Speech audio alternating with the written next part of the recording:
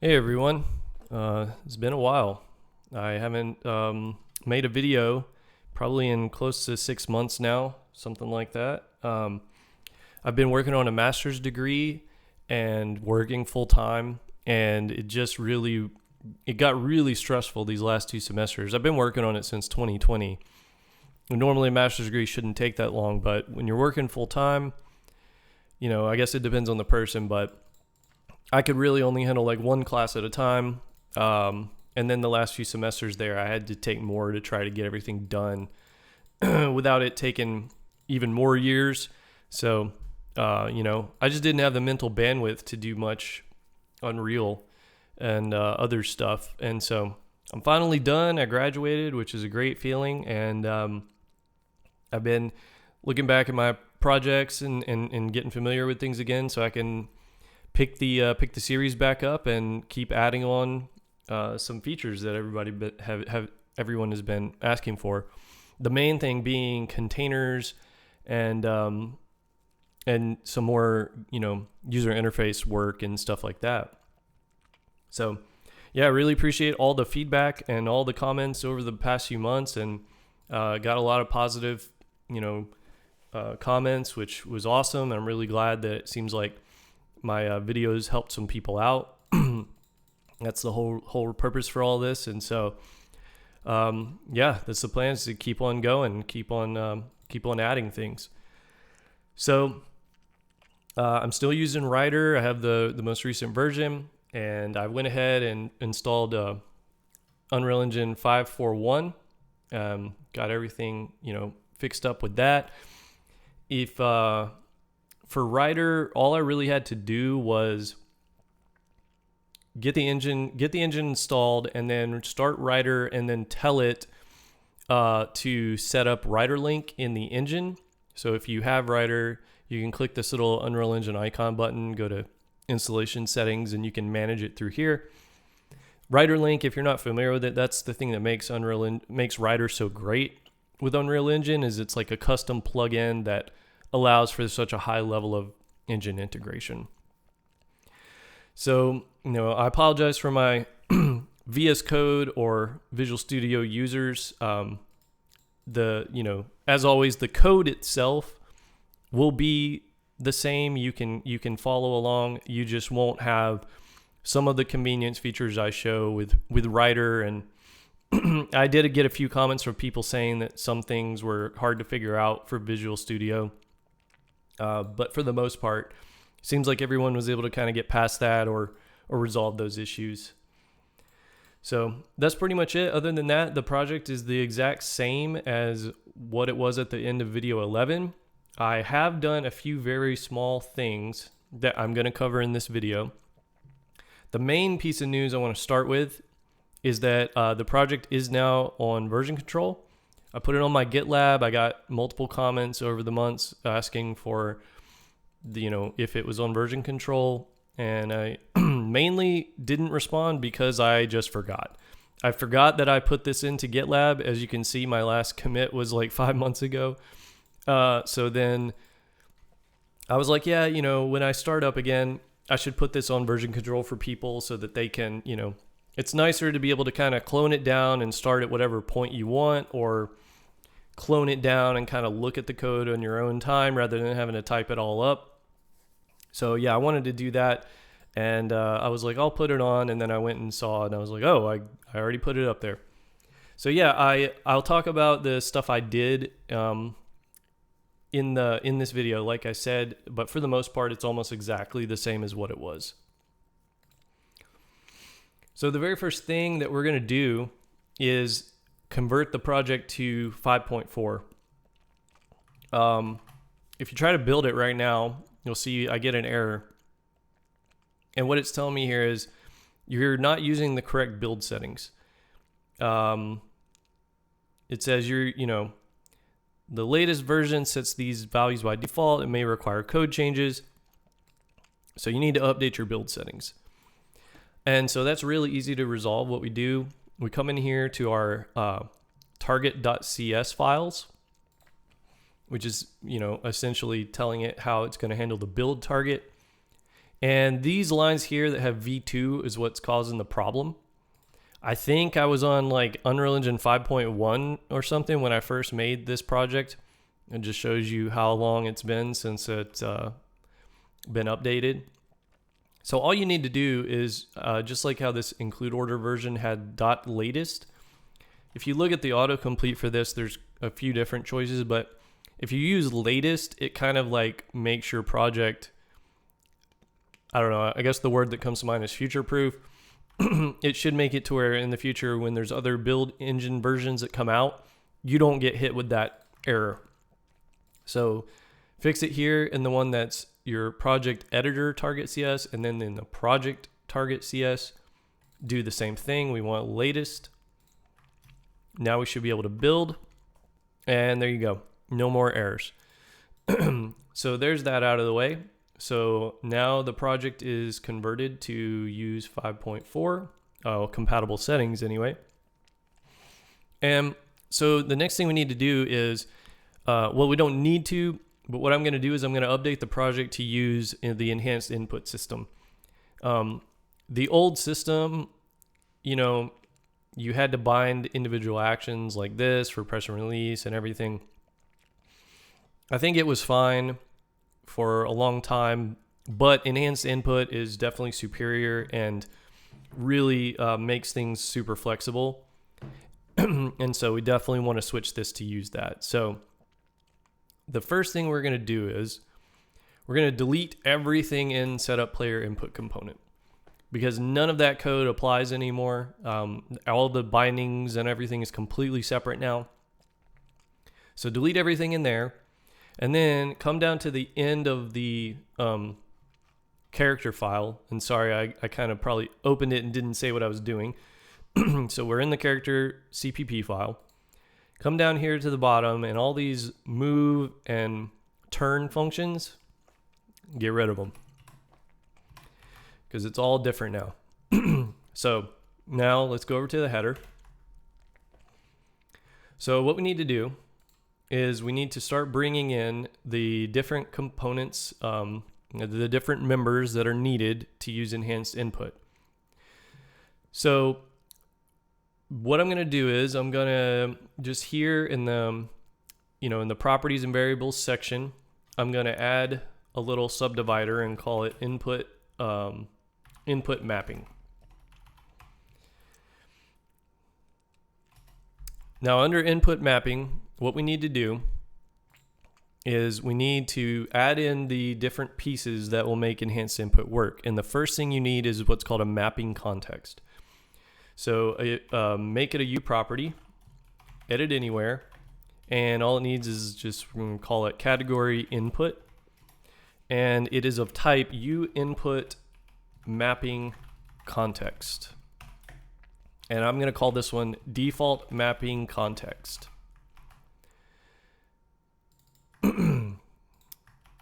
So I'm going to need to forward declare this, so that way it knows that the definition will be given to it later, it being the compiler. So I put it up there with my other forward declares. So the mapping context, what it is it's saying it's a mapping of controls that are based on a context. So a context being, if say you have a character who is walking, right? And then you get into a vehicle, you could have a completely different set of controls for that. I mean, we've probably all seen that in multiple games, like Battlefield or something. If you go into the options and look at key bindings, you have a whole separate page for your soldier on foot versus in a vehicle or in a plane. That's what this is. It allows you to set up those different contexts and seamlessly switch between them based on what you need to do. So it's really nice and flexible in that way. But for this, since we're not really concerned about anything like that at this point, we're just going to create a default context that contains what we need to kind of goof off in the tutorial level. So we got edit anywhere, same thing for this one. And now we've got our context, but our context is composed of input actions. So now we want U input action, and I'm going to call this one move action. and I'm going to copy paste this and make a look action. Now we have the ability currently in the project to do like aiming and jumping and stuff. We can come back and add that here in a little bit.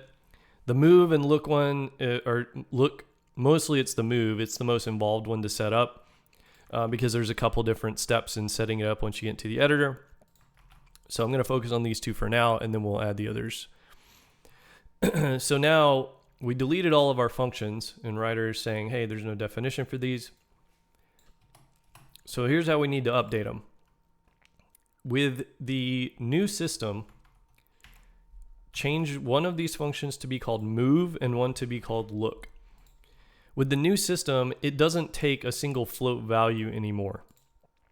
What it does is it takes in a type, make a const type here called f input action value.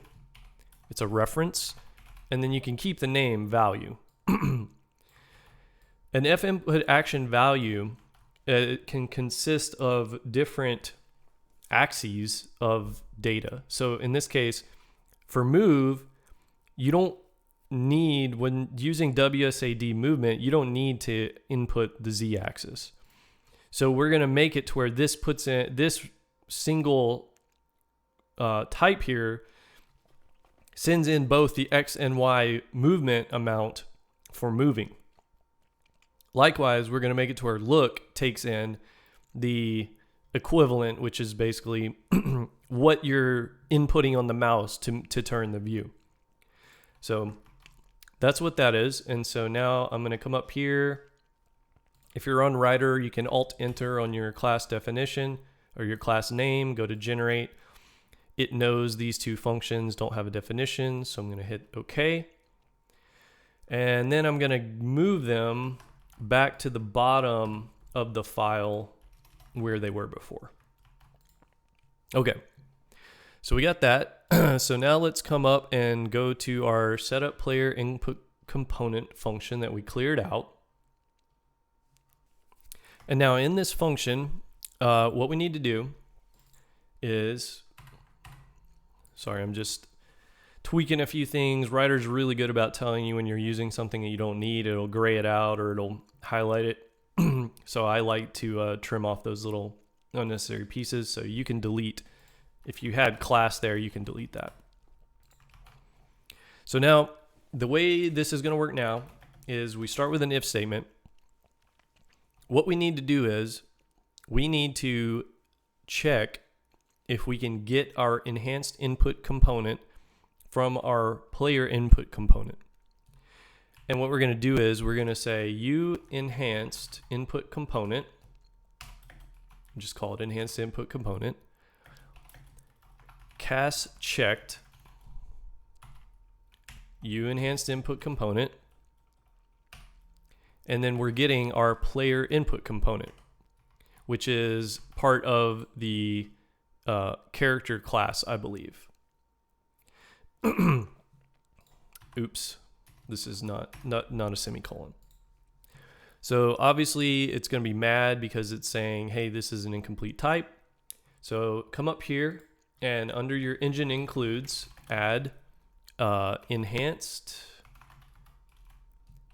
input component.h and include enhanced input subsystems.h. Now immediately you're going to know, obviously it's saying, hey, this isn't found. It's red. It's saying, you know, you need to add the reference to this module. Rider's too smart for me. That's exactly what I was getting at. We have to go over here to our build.cs. And this is where you include modules, which are basically libraries. And all we need to do is add enhanced input. This will allow us to get access to all the headers and all the different types and files and stuff we need to support our enhanced input system. So once you save that, go ahead, close it out. Now, it's still red. Oh, never mind. I spoke too soon. But with Rider, I mean, it is really well integrated in that way. But typically when you add a new module, what you'll need to do for your project is regenerate your files to kind of refresh it. So if it doesn't automatically pick it up, all you have to do is come up here to this little button at the top that says refresh solution. This is the equivalent to, in the old days, coming out here to your uProject file, going to generate Visual Studio project files, where you probably had to delete intermediate and binaries, which is just a bunch of nonsense. Very rarely needed. And so now with Writer, you can just hit this button, and it's asking me for engine version again, probably because it sees the config. If I had to guess, if I go and look in the uProject itself, yeah. So see here, the uProject itself still thinks it's associated with 5.2. So I'm going to go ahead and hit refresh. It's saying what version. This is the only one I have installed. And now this may look familiar to people because this is what it used to do. All right, so there we go. So now looking in the uProject, it's auto-updated itself. And now we're ready to go for adding in these missing pieces here. Okay, so we're back down here and we're getting our enhanced input component. And so we've retrieved it as a local variable here. So now what we need to do is, using the enhanced input component, we now start binding things. So like I said, the syntax is different. So what you do is we're going to bind it. We have to bind it to one of the actions we created in the header. So I'm going to bind it to my move action. Now, this is part of what's different, is that you use a different set of enums. So we have, it's no longer, what was it? Man, I already can't remember now. Let me look at what I changed here.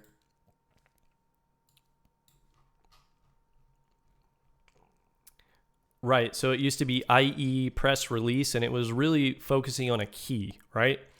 So we don't care anymore about key presses themselves. We view the inputs, the input system now handles actions. So what you're gonna see is that you have a trigger event, right? And so we want to handle triggered. Then you pass in the uObject, which is this class, and now we pass in the function name with as a reference. So we get CS tutorial character move. So there you go. So notice how, like I said, no key is associated with this. So how's it going to know? Well, we're going to set that up in the editor. So that part is somewhat similar. You used to have to set up your actual key linkages in the editor, but it's even easier now, I think. Let's go ahead and copy this and do the exact same thing for the look action. It's also can stay with triggered, but now we're going to link it up with look. And that's all we need for now and there. Now there's one more key piece. Well, we're going to fill out the move and look functions, but the other key piece we need is the mapping context. That is not being applied yet. So we can do that right here and begin play. Now, it's applied through the player controller. And so since I already have, well, it's using the player controller. It's not, I guess it's not necessarily applied through it. Since I've already have a reference here to the player controller that I was using to give access to it throughout this character, then that saves us a little bit of work. I don't know, let's see, I don't know what this was, but I'm going to delete that. Some old comment where it looks like this is the proper, better way to get a reference to the HUD. Anyway, so now we want to say if, let's see, if main player controller is valid, we now get our it's called an enhanced input local player subsystem. So we go for, let's see, uenhanced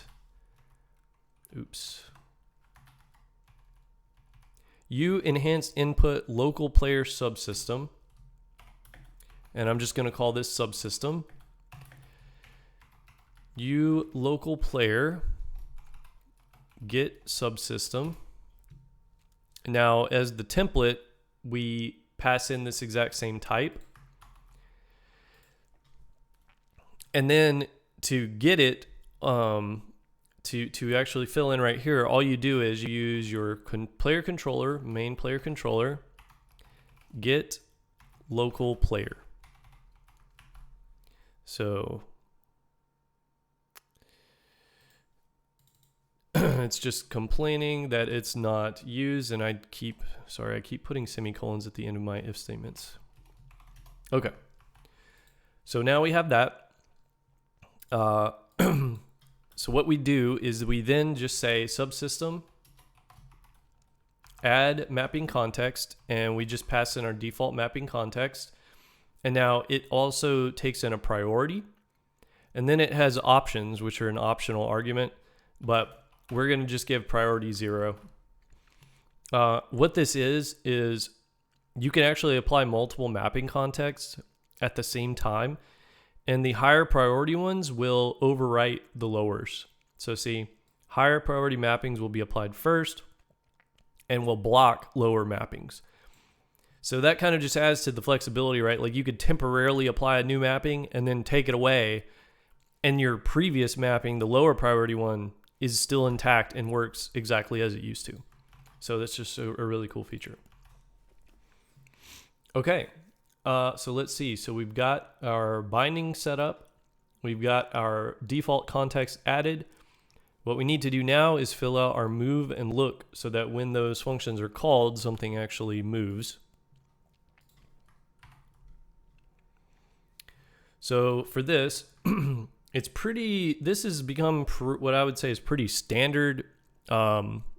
Most move functions you'll see now with Unreal projects use this exact stuff I'm about to type. So I'm not going to copy paste this first one, but I am going to just I'll go through this and then I'll copy paste the second one. But at least this way, if somebody's never set up enhanced input before, this will give you a good idea of like what goes into it. So because I said when I was editing the header that this input action value can hold multiple axes of data, for movement, we want a 2D vector. So we're going to start with an f vector 2D. I'm just going to call this movement vector. And we will initialize it by saying value, which value is the input argument, value.get f vector 2D, like this. And so what is happening here is it is going to get the result and treat it as a vector 2D of this input value. We now need to create an F rotator. Just call this rotation. Is get control rotation. So that's going to be getting whatever rotation your player controller is off of, it currently has. And then create another one. And then call this yaw rotation. And essentially what we're doing here is, so initialize it using brackets. We are isolating out the yaw element of the rotation. So this is useful because no matter if we're looking up or down, it's really about whichever way we're turning left or right. So we take that piece of the player controller's current rotation and we isolate it to only the left and right turning. We now need to, off of that, we need to figure out which direction is forward. So forward direction, you're going to make an F rotation matrix using yaw rotation. And then you do a dot on that, get unit axis, E axis, colon, or scope operator there, if you want to call it its official name, X. Because in Unreal Engine, X is forward. Now do the exact same thing, copy this, but this one is now going to be right direction. And you do the same thing here, except just change this to a Y. So essentially what we're doing is using a rotation matrix, which is some math that is pretty complicated that I don't know how to break down. But I know that what this is doing is it is taking this rotator and we're isolating out the X and Y axes of it. So at this point now we're almost done. And so what you need to do is just call add movement input. We add on our forward direction. Forward direction. Now here's where things do get a little weird. Movement vector dot Y. And same with this is add with our right direction. Movement vector dot X. So you might be thinking, wait a second, why is this getting forward as X, this getting right as Y, and then this applying input on the Y and this on the X? The reason, and it's not super intuitive, I don't really like it, but the reason is you need to think about a graph. When you have a, if you're looking at a 3D vector, this is X, Y, and Z, okay? We're now isolating this to only use this aspect of it. And then we are now mapping that to a 2D, think of it like a coordinate system, okay? So here, this is like going to be like, here's your capsule, and then this is the forward piece of the capsule, okay, is the X, and this is the right. But now if we map this onto a 2D plane, onto a graph system, onto a coordinate system, everyone knows this is the Y-axis and this is the X-axis, right? So that's what's going on here is we are getting the controller rotation, extracting the X and Y from it, but when we use the enhanced input system to apply those, movement in those directions, it uses this kind of system where forward is really more like up, right? So it's Y, and right and left is going to be the X axis, and the up and down is going to be the Y. So that's the easiest way I can explain to think of it. Like I said, I know it's not super intuitive, but I think that this is the main reason why they didn't, keep it saying, apply down the X, is because that's just the way an enhanced input handles it. So for the look, it's actually really, it's smaller, it's quicker. All you have to do is, I would say, name this something like look axis vector, or just look vector, whatever you want to call it. So all I did was I copy pasted movement vector here. And then all we need is add controller yaw input, which is going to be look axis vector dot X. Copy this, and then we want add controller pitch input, and you guessed it, it's .y. This one, I'm not even going to try to attempt to explain it, but it's the same kind of thing, except now you're taking this 2D coordinate system here and you're applying it to your mouse on the screen. So I guess if I had to, pitch is on a vertical axis, right, where you rotate down, whereas left and right turning, you rotate around. And so if you view this now as my face is looking right here at the origin, pitch would be Y and rotate would be X.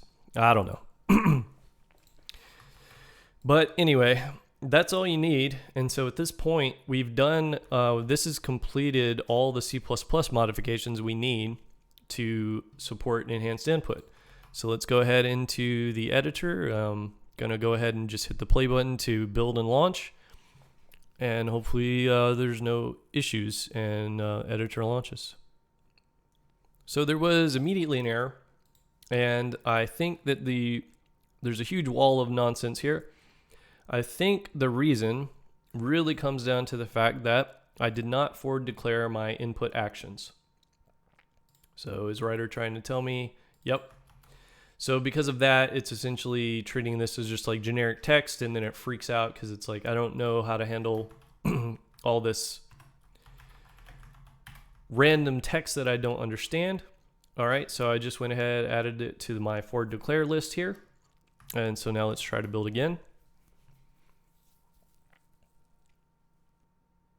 Oh, so again, another forward declare that's biting me. So this one was for the F input action value that it also needs to be forward declared in the header. Okay. So it's just been a while since I've done this, and so I running into a few little issues here. Okay, so this time there were still more errors. The reason is F input action value is actually a struct, so you can't just forward declare it as easily as you can a class. So in this case, what we need to do is we actually do need to go ahead and include the header for that. And so all you do, come up here to our includes, and right under our game framework character, we want to include input action value.h. All right, so now hopefully it will actually build this time. Okay, so we're back in the editor. And so let's go ahead and clear out all those old input mappings. If I play right now, I can't do anything because I deleted all those bindings to keys that we had before. So I will go ahead in here to edit project settings, go down under engine, find input, and here's all the old stuff. And these were actually where you're telling it what keys, and then it had the scale and everything. Just go ahead and hit the trash can to completely delete all of these. Now double check. So see here, it says these are deprecated, use enhanced input actions instead. So just double check down here on default input class and component that it's actually set. I think this is now set by default on newer engine versions because I didn't change this, but you want this to say enhanced player input and enhanced input component. All right, so go ahead and close that. Now, what we need to do is we need to create a folder here. And it looks like even though I had, I did kind of like a test run first to make sure I wasn't going to be spinning my wheels too much trying to figure stuff out while recording. But it looks like even though I reverted all my stuff, it kept the folder, but that's fine. Just create this folder, create an input folder under your project content, and then create an actions folder. So now input, I'm going to use the top level as where I keep my mapping context. So we're going to right click, go to input, and now here's all of our new stuff that I was talking about. So go ahead and create a mapping context, and we're going to call this IMC default context. And we want to open that up, but set it to the side for right now because we need input actions to link. So go into actions, and again go to input action, and we're going to call this IA move, copy paste IA look. So open up move, and what we want is, by default our value type here is digital, so off or on. We want to change this to axis 2D. And this is what I was talking about, right? Those F input action values can have any of these types. So you could make it to a single float value, but because we want to handle both X and Y movement with WS, A, and D, we want a 2D axis.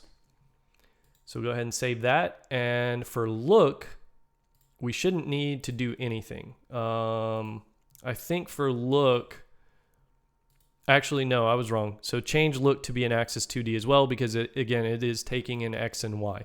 So change them both to be axis 2D here, and then that's all you need to do. So now come over here to our default context, and we're going to start adding in our mappings. So this now is where you choose your action. So we want one mapping for look and one mapping for move. Sorry, I said it backwards, but I picked the right thing. So one for move, one for look. Now expand these out, and it should probably start looking familiar if you never really mess with this.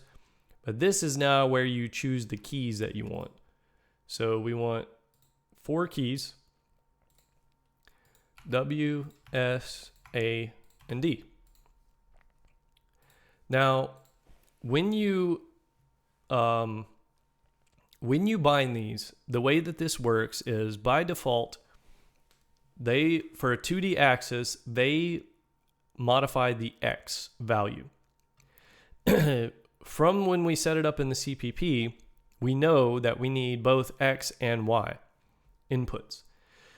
So what we're going to do is we are going to use some of these modifiers here to make sure that we're getting the values we need for the directions that we want. Now, what I mean by that is if by default we're modifying the X value when we push all the keys, that'll work okay for A and D, but what about W and S? So what we need to do is come over here to modifiers, hit add element, and under the first, in the index it creates, go to the drop down and you want to go to swizzle input axis values. Now, this is really I don't know if there's a better way they could have named this. I find it goofy. But what it means is it's going to change the way that this input action processes values. And you can see here that we have a couple different options. X, Y, Z is going to be your default. We want the Y to be the first one, because that's the first one is what's going to get consumed by this action first. So do the same thing on S, because again, we want it to go on the Y axis. Expand it out, make sure it's got Y, X, Z. But now S needs to go backwards, right? So in order to do that, add another modifier. I'm going to collapse my swizzle. And for this one, we want negation. So just choose negate. And all that does is flip the value, right? So it's no longer going to be positive, it's going to be negative, which matches the way the old system used to do it, where you'd give it a scale.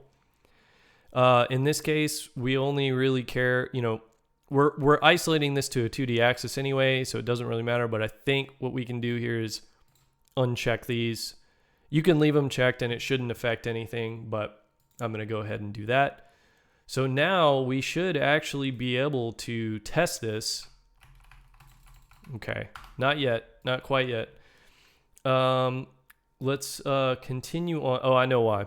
The reason why is because you actually remember we created those input actions in the character, right? So now you'll see here, as soon as I open it up, so let me show what it would normally look like, right? So normally you open up your character blueprint, you get all this stuff, and my input section is right here, but usually when I'm looking for something, I find this so like visually busy and hard to parse, because the way that their blueprint layout stuff is, that I usually like to go over here, click the little gear, go to collapse all, and now it's easier for me. You can also use the search bar if you prefer, but now I can isolate it to only look at what I need. So it's asking for a mapping context, so we've just created that. So choose that. And then here's where it wants the actual actions. So move and look. Now I'm going to compile and make sure that I've got save on compile selected. And now when I hit play, it's messed up, I think, because when I'm hitting W, it's turning the view. And I think it's because the mouse has no binding, but you can see that the W and S is working. So let's fix the rest of it so it's not so janky. So for A you can leave as, A is backwards. A needs to go left. So for A, all you need to do is remember, like I said, you don't need to swizzle on the A and D since they consume the X. All you need to do for A is give it a negation. And we're going to negate the x-axis. And then for D, we give it a, the D is the one that we just leave. So no modifiers needed there. Now let's run this. Okay. So I'm still turning, it's still turning the view when we navigate. So let me see if we can sort that out by actually giving us a value here for the look. So we want this to consume both the X and the Y from the mouse. So in here, click the drop down, go to mouse XY 2D axis, and then save. And okay, I'm not getting any kind of, did I assign this wrong? No. All right, so here, you might have already caught this. I forgot to update this when I copy pasted, so that'll explain it. So now go ahead, change this binding in the setup player input component to actually use the correct action for look. The function was bound, but it was like WSA and D were calling both move and look at the same time. So now since we're not changing a header, we're only changing a function body, in this case just this one little piece, we can come back into the editor and come down here and click our hot reload button or live coding button, which is, as far as I know, still not safe to do in the case of if you've modified a header or a constructor, you don't want to do that. But since we only modified that one piece, it's fine. So now I hit play and I have mouse control and I have movement control that does exactly what I want it to do. Wherever the view is looking, my character turns towards it. W, S, A, and D. Mouse, it's fine, but for me, it feels inverted. Like it doesn't feel right. I normally play shooters and stuff with y-axis inverted. So I don't know, for some reason it just feels wrong to me. So I'm actually going to modify this. And in order to do that, all you need to do is add a negation modifier, just like what we did on the movement directions. But in this case, it's essentially like doing this is kind of like switching your Y inversion off on your mouse, on or off. So I'm going to invert Y. And yeah, so for me, this feels so much more natural. I don't, obviously do it to whatever your preference is, but now everything's feeling pretty good and we can't jump and we can't do anything else, but we can move and look around and yeah, and so now we've got enhanced input. So awesome. I will probably add in, I'll probably just add in the jump and aim later, but they're very simple. I mean, as you saw, this was pretty easy to set up. And all you would need to do if you want to add that in is you need to bind a new action and have it call your respective function. So actually, I'll go ahead and add the lines for that, and then you can build in the input actions later. So you would do bind action. And this one, we would call it jump action, so it doesn't exist yet. We want E, we want triggered again, and this, and now we want a character jump, which I think that's how we had it before. Since the character class already has the jump functionality in it, we don't need custom jump. We can just bind straight to our jump on the character. And now, because the character also exposes a stop jumping, which you might want, what we're going to do is copy paste this. You're going to leave this on jump action, but what we're going to do now is change the trigger event to completed, and then change the bound function to stop jumping. It should be stop jumping. There we go. And now you would just, let's just come over here, create us a new action, and just call it jump action. So it's as easy as that. And then, you do all the bindings inside the context here, but don't forget to also set it in your character and set it up as whatever you need here. But since it's just a single button press, it should just be bind it up to the spacebar and you should be good. Okay, so that was enhanced input. I will finish adding those other two actions, and I'll make sure that's committed. But it should only take a couple minutes to add them yourself. The next main thing I wanted to talk about is a few tweaks that I made. I mentioned, I had done some commits like 5 months ago, and so I wanted to kind of talk about that. So if we come in here and I look at my history, first thing you might notice is I have a branch. I started to branch. I started a branch where I was going to try to modify the inventory to use a grid. And so that's what that branch is. I think it's called grid inventory, the branch. So, when you clone this down, you'll obviously get that branch. You can feel free to mess around with it if you want, but it's very much like incomplete. The main thing though I want to focus on is this commit right here. Reworked pickup class to utilize the F data table row handle class.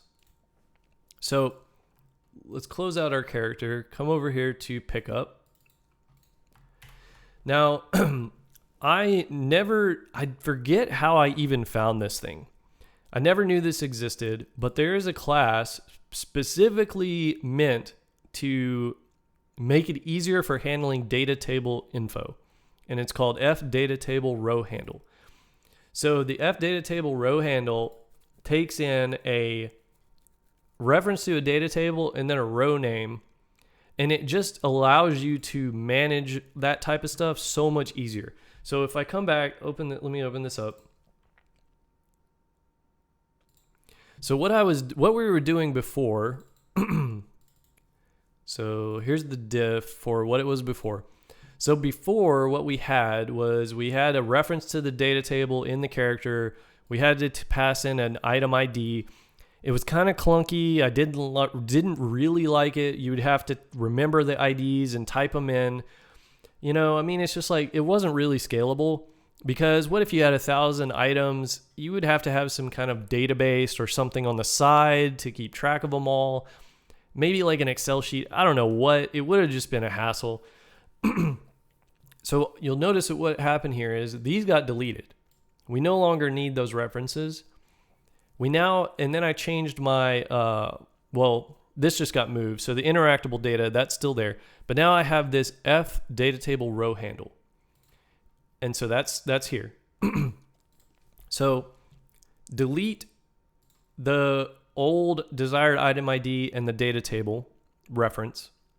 You can just delete those and just add in this item row handle. Also, in the CPP, the changes were even easier there. All I did here is before, right, we used to have to check, do we have a data table and have they entered an item ID?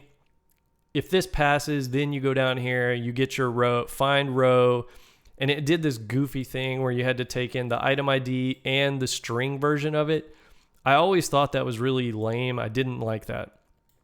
So now the way it works is so much more intuitive. What you do is, all you have to do is check, is our item row handle null? If it's not, then we say item row handle, right? Because before, let me pull this up one more time. Before you used to have to say item data is equal to find row and then pass in that stuff I mentioned, right? So now it's just item data is equal to item row handle get row, and then you take the name that it has and just convert that to a string. So you're already telling it, get the row as an item data, and the row we want to get is based off the name. Okay, so it's like it's self-contained. Everything it has is self-contained. You no longer have to have a separate ID, and you no longer have to pass in the thing twice, and you no longer have to check the data table. So now how does this work? So let me, I had the editor still open, so I'm going to reopen. Those changes should only take you a few minutes. Just pause and relook at it. But like I said, I went over what I changed in the header. I just deleted that one piece. F data table row handle. Get rid of that whole old if check, make it check if we're null on our item row handle, and then change this line here to get, use this syntax. And again, you feel free to check this on the Git repo as well. So why do we not need those old references and stuff before? Well, I'm going to show you that here. All right, so back in the editor. Now here's how it works now, okay? We still have our pickups. We still set the pickup based on what mesh and everything it is. But now we use the item row handle, and it's so much nicer. So here it is. Sorry, I'm trying to kind of move this so it's more centered on the screen. You still need to set the quantity because the item row handle doesn't care about that. What the item row handle cares about is what data table am I and what row name am I. Now we only have the one test items data table, so you set that here. And so that's done. You never have to worry about that. It's going to be set there, and it's just, you don't ever have to worry about bringing that up. You just choose it. And now this is the true beauty of this. Now the row name actually matters, and it's not just some random ID. It's whatever I want it to be.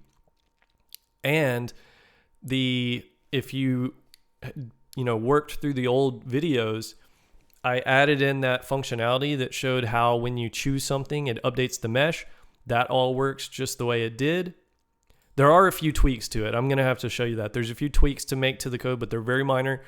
But the real beauty of this is that now I can name my data rows in an intuitive way that is human readable, unique, and I see them all right here. I no longer have to type in some random ID or some string that I either have to remember or cross-reference elsewhere. And this is what really impressed me the most, is I was like, man, I really like that. So now it's super efficient. It's very easy. You tell it what table you're going to pull rows from, and then it automatically populates. If I had another data table here and I chose it, all you would see is this automatically update with all the rows, right? And so if I go and look at it, I used to have to make my ID, these were those old IDs, right? I used to have to make these two match because it needed both, and I didn't know there was another way. The IDs are still going to be, you could still use them for looking stuff up, but they're no longer needed for this application here in the editor when we're actually creating items out in the world. Say we want to make a new one, it's just so easy and seamless now. So definitely a good change. I'm really glad I somehow stumbled across that that mechanic. I guess that class is a better way to call it. So so yeah. Just to finish off covering those changes.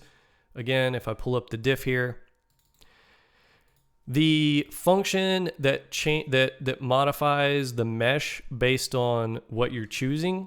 So the way it used to work before is it would look in the pickup class and then look and see if desired item ID got changed. If that got changed, it would then go through the whole thing again of let's find the row, pass in the item ID as both fields, and etc. So the way it works now is you're going to get member name checked the way it was before, pass in data table row handle, comma, row name. We, again, don't care about the data table here. We want to check if our row handle is null. If it is not, then we call the same stuff that I just showed you up here in the modifications to the actual initialize pickup. So you're just gonna call get row f item data as a template, get the name .toString, and then that's the only change. So it's just all you're doing is checking to see did the row name change, and that changes from that drop down. If that changed, then it's going to go in, it's going to find the new row and pull the mesh from the item data and then update it. So yeah, pretty simple, and very nice. I love finding little obscure like helper classes like that just make everything so much easier. The only other thing I want to cover here, since we're already in the pickup class, is if you remember when I covered this post edit change property, this is what allows us to see those changes happening in the editor. I talked about how you want to wrap this in the if with editor, because this thing only applies to the editor, right? There's no reason for this function to ever be compiled into a real game. So I wrapped it in this preprocessor statement here. Somebody left a comment saying, hey, I think you need that in the CPP as well, and you're absolutely right. I thought that I had added that, but I never did. So come back in here, and you want to add that into the wrap it around the function here. And then that way, this is not part of your compilation either, unless you're in the editor.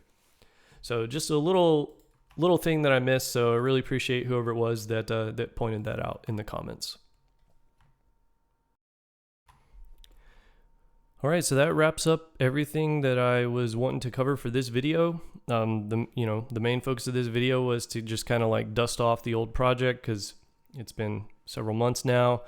Talk about a few updates, show some of the tweaks I've made since I recorded the what's currently the end of the series as it exists now. So yeah, that's pretty much it for now, and I'm going to be making some more videos soon where there's a few more updates I want to do before getting into containers, mainly focusing on the interaction, line trace and stuff like that, and some of the other functionality in the character. So that'll probably be the next video, and then after that we'll move on to continue to expand the inventory functionality with containers and submenus and some other things like that. So see you in the next videos.